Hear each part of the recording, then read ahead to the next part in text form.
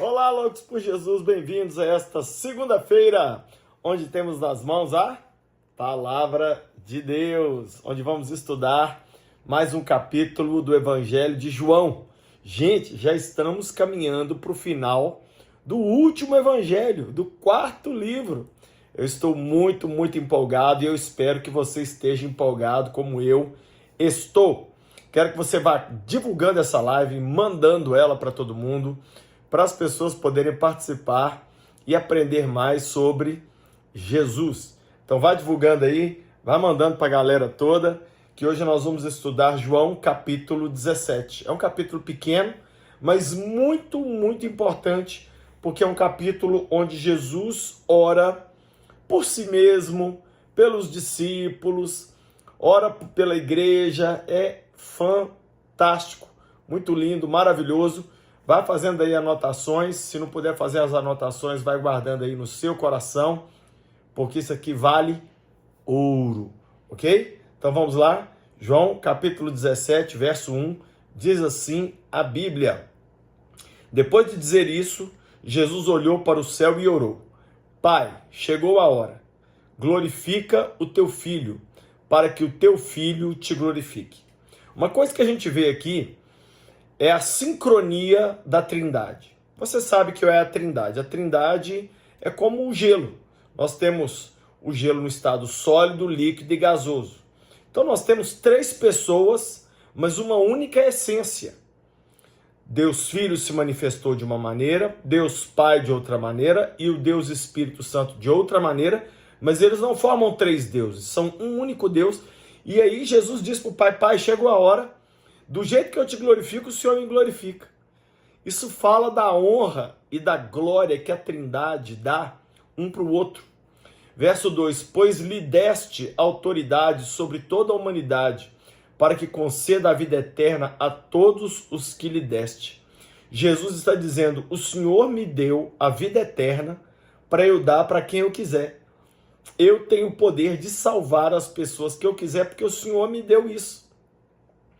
Verso 3, esta é a vida eterna. Meu Deus, agora Jesus vai definir o que é a vida eterna. Olha o que é a vida eterna. A vida eterna é essa: que te conheçam como o único e verdadeiro Deus e a Jesus Cristo a quem enviaste. Acabou. Você quer ser salvo? Reconheça que Deus é um, reconheça que Deus é único e reconheça que esse Deus mandou um único Salvador. O nome dele, Jesus Cristo, o Senhor. Verso 4, eu te glorifiquei na terra, completando a obra que me deste para fazer. O que a gente vê aqui nesse verso? Ecos do apóstolo Paulo dizendo: combati o bom combate, terminei a corrida, guardei a fé. A gente vê aqui Jesus dizendo: olha, eu completei a obra que o Senhor mandou eu cumprir. Perguntinha para os queridos: você tem cumprido e tem terminado e caminhado para cumprir a obra que o Senhor tem para a sua vida? Essa tem sido a minha grande preocupação hoje. Minha preocupação hoje não é outra, a não ser cumprir tudo que Jesus quer que eu faça nessa geração. Verso 5, e agora, Pai, glorifica-me junto a ti, com a glória que eu tinha contigo antes que o mundo existisse. Em outras palavras, Jesus está dizendo: Pai, eu agora vou voltar para o Senhor para ter aquela glória que eu tinha antes que o mundo existisse. Em outras palavras, eu vou voltar a ser aquele ser glorificado que eu era antes de eu encarnar no ventre de Maria. Então, Jesus orou por si mesmo nesses 5 primeiros versos. Agora, nós vamos ver Jesus orando pelos discípulos. Jesus ora assim: eu revelei teu nome àqueles que do mundo me deste. Eles eram teus, tu os deste a mim, e eles têm obedecido a tua palavra. Então, o que Jesus está dizendo é o seguinte: os apóstolos, os seguidores que o Senhor me deu, eram teus. O Senhor entregou eles para eu cuidar, eu cuidei deles, fiz um bom trabalho e estou devolvendo eles para o Senhor. Jesus está orando pelos discípulos dele aqui. Agora eles sabem que tudo que me deste vem de ti. Eles sabem que tudo que me deste vem de ti. Em outras palavras, Deus é a fonte de tudo. É interessante isso, gente. Jesus, se tinha um cara que podia bater no peito e falar, eu faço, eu aconteço, eu sou o cara, era Jesus. Mas ele o tempo todo dava a honra para o Pai. O tempo inteiro glorificava o Pai. Verso 8, pois eu lhes transmiti as palavras que me deste, e eles as aceitaram. Eles reconheceram de fato que eu vim de ti e creram que me enviaste. Em outras palavras, Deus não somente entregou aqueles discípulos para Jesus cuidar, como os discípulos creram que Jesus era o Senhor, porque Deus fez isso. Ou seja, Deus faz tudo. Desde o enviar Jesus, até glorificar Jesus, fazer os discípulos crerem em Jesus, tudo é o Pai que faz. Verso 9, eu rogo por eles. Não estou rogando pelo mundo, mas por aqueles que me deste, pois são teus. Jesus está dizendo, eu não estou orando pelo mundo, eu estou orando pelos meus discípulos, que o Senhor me deu. Porque na verdade eles não são meus, eles são teus. Eles são teus. Verso 10, tudo o que tenho é teu, e tudo o que tens é meu. Eu tenho sido glorificado por meio deles. Em outras palavras, eu e Deus temos as mesmas coisas, as mesmas pessoas, e esses discípulos que o Senhor me deu têm me glorificado. Verso 11, não ficarei mais no mundo, mas eles ainda estão no mundo, e eu vou para ti. Pai Santo, protege-os em teu nome, o nome que me deste, para que sejam um, assim como somos um. O que a gente percebe aqui? Jesus pedindo ao Pai que dê aos discípulos o mesmo nível de comunhão que ele tem com o Pai. Pai, que os discípulos se apeguem ao Senhor do mesmo jeito que eu e o Senhor somos apegados. Que o Senhor os proteja e os guarde. Porque eu estou indo embora, mas eles vão ficar. Ei, gente, Jesus sabe que nós estamos aqui nessa terra. E que aqui não é moleza. E aqui ele está orando pelos discípulos, né? Pelos discípulos dele lá da época. Verso 12. Enquanto estava com eles, eu os protegi e os guardei no nome que me deste. Nenhum deles se perdeu, a não ser aquele que estava destinado à perdição, para que se cumprisse as Escrituras. Jesus aqui faz alusão a Judas. Eu não perdi nenhum dos discípulos que o Senhor me deu, a não ser aquele que já estava destinado para a perdição, que foi Judas. Verso 13. Agora vou para ti, mas digo essas coisas enquanto ainda estou no mundo, para que eles tenham a plenitude da minha alegria. Em outras palavras, Jesus está dizendo, eu estou fazendo essa oração aqui, para que eles tenham a alegria que nós temos, eles possam ter essa mesma alegria que eu e o Senhor desfrutamos. É o que ele está dizendo no verso 13. Verso 14. Dê-lhes a tua palavra, e o mundo os odiou, pois eles não são do mundo, como eu também não sou. Em outras palavras, os discípulos caminharam com Jesus, ficaram tão parecidos com Jesus, que o mundo ficou com raiva, não somente de Jesus, mas dos discípulos também. Né? Verso 15. Não rogo que os tires do mundo, mas que os protejais do maligno. Jesus está dizendo, eu não quero que o Senhor tire os meus discípulos do mundo. Eles têm que ficar no mundo, eles têm que salgar o mundo, eles têm que ser a luz do mundo, mas eu oro para que o Senhor os proteja do maligno. Ei, Jesus quer eu e você protegidos do maligno. Verso 16, eles não são do mundo, como eu também não sou. Então, olha só, quando a Bíblia fala mundo, gente, não está se referindo aqui a Europa, Estados Unidos, Brasil, não. Mundo aqui na Bíblia é o sistema de pecado que dirige as nações. Então, Jesus está dizendo, eles não pertencem mais a esse sistema de pecado que dirige as nações. Santifica-os na verdade, a tua palavra é a verdade. Como que a gente é santificado, gente? Na palavra de Deus, na palavra. É quando a gente se volta para a palavra que a gente é santificado. Viu? Nós somos santos quando obedecemos a palavra do Senhor. Assim como me enviaste ao mundo, eu os enviei ao mundo. E em favor deles eu me santifico, para que também eles sejam santificados pela verdade. Jesus está enviando os discípulos para o mundo da mesma forma que o Pai enviou o Filho. Tudo que o Pai fez com o Filho está fazendo com seus discípulos. Agora, a partir do verso 20, Jesus ora por todos os crentes. todos os crentes, agora já inclui eu e você, né? Olha o verso 20. Minha oração não é apenas por eles, eu rogo também por aqueles que crerão em mim, por meio da mensagem deles, para que todos sejam um, Pai, como tu estás em mim e eu em ti, que eles também estejam em nós, para que o mundo creia que tu me enviaste. Jesus agora está dizendo, Senhor, as pessoas vão se converter quando ouvir os meus discípulos pregar.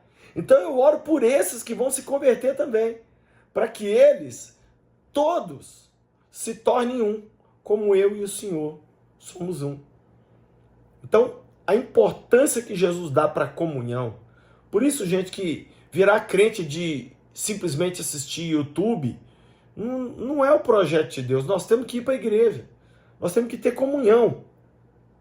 Verso de número 22, dei-lhes a glória que me deste, para que eles sejam um, assim como nós somos um, eu neles e tu em mim, que sejam levados à plena unidade, para que o mundo saiba que tu me enviaste e os amaste, como igualmente me amaste.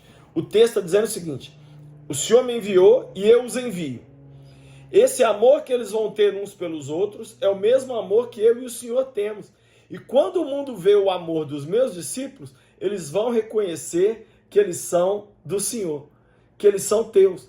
Então os discípulos, o sinal de reconhecimento dos discípulos, gente, é o amor. É o amor. Verso 24, Pai, quero que os que me deste estejam comigo onde eu estou e vejam a minha glória, a glória que me deste, porque me amaste antes da criação do mundo. Em outras palavras, Jesus está dizendo, Pai, mesmo agora que eu vou voltar para o Senhor, eu quero que os meus seguidores tenham um nível de comunhão comigo tão grande que eles experimentem a minha glória, que eles experimentem o meu poder, né? Então isso é muito bacana, é muito interessante o que Jesus está pedindo, porque ele está dizendo o seguinte, nós vamos ter uma separação de corpos, mas não teremos uma separação de corações.